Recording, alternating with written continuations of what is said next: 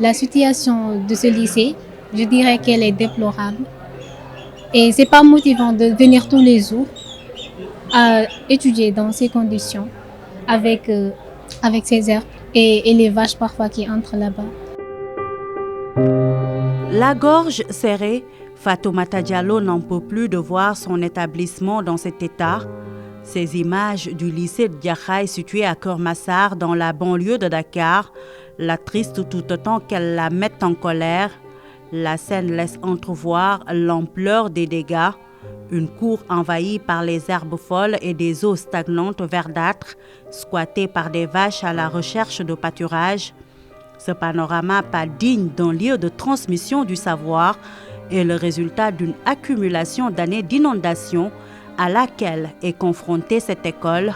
Les salles de classe exhalent une forte odeur d'humidité à force d'être en contact avec les eaux de pluie stagnantes, une atmosphère peu accueillante où évoluent pourtant élèves, enseignants et personnel administratif du lycée, malgré eux.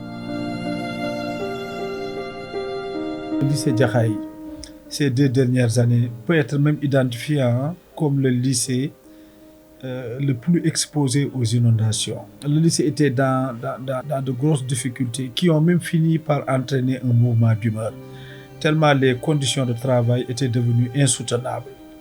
Donc l'enceinte du lycée a été recouverte par de l'eau, des inondations, et malheureusement cette eau puante est porteuse même de pathologies respiratoires.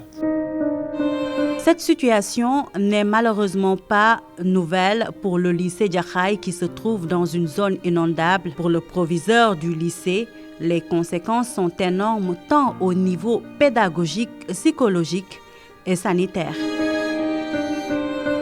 Souvent, nos élèves étaient victimes d'asthme, donc le paludisme, ce qu'on appelle des maladies comme sinusite, bronchite. Et comme je viens de le dire, les conditions étaient intenables. Sur le plan pédagogique, ça a beaucoup impacté parce que ça nous a poussé à commencer tardivement les cours.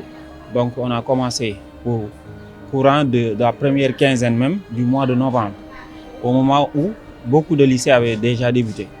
Donc sur ce plan-là, voilà, l'impact c'est que ça nous a fait accuser un retard très colossal. En plus du problème de la salubrité, se pose celui de la sécurité. Le contact permanent des bâtiments avec les eaux de pluie les fragilise, faisant planer sur la tête des potages un risque d'effondrement, notamment du bâtiment principal qui reçoit de l'eau au niveau souterrain depuis 3 ans. Depuis 3 ans, ce bâtiment surtout A est en contact permanent avec de l'eau. Donc le risque est très grand. Si vous entrez dans les salles, vous verrez les failles sur les murs. Le fer en bas, c'est sûr et certain que c'est complètement enrouillé. Quand est-ce que cela va arriver?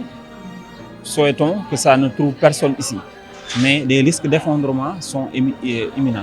Une alerte, des complaintes, des appels à l'aide sont lancés chaque année pour sauver l'école des inondations. En vain, pour ces potages, il faut une solution définitive à ce problème. Il faut qu'ils nous aident dès à présent parce que l'année prochaine, Inch'Allah, on doit commencer très tôt même. Parce que ça va avoir un impact négatif sur les élèves de terminale, étant donné que le bac, ce sera pour bientôt. Si on recommence la même chose que cette année-là, ce sera un peu trop difficile pour nous, vraiment. Ils devront faire de leur mieux pour enlever l'école de cet état. Si l'école est dans cet état, il serait impossible pour nous d'étudier. Déjà, les bâtiments ne sont pas en bon état. Chaque hivernage apporte son lot d'angoisse aux élèves et aux enseignants, malgré une implication importante des autorités départementales et étatiques dans l'accompagnement avec la mise à disposition de motopompes. Beaucoup de choses restent à faire, mais en attendant de sortir les pieds de l'eau, ces élèves mesurent la chance qu'ils ont de pouvoir compter sur une administration de l'école prête à donner le meilleur d'elle-même pour les voir réussir. Toutefois, l'inquiétude et la frustration demeurent.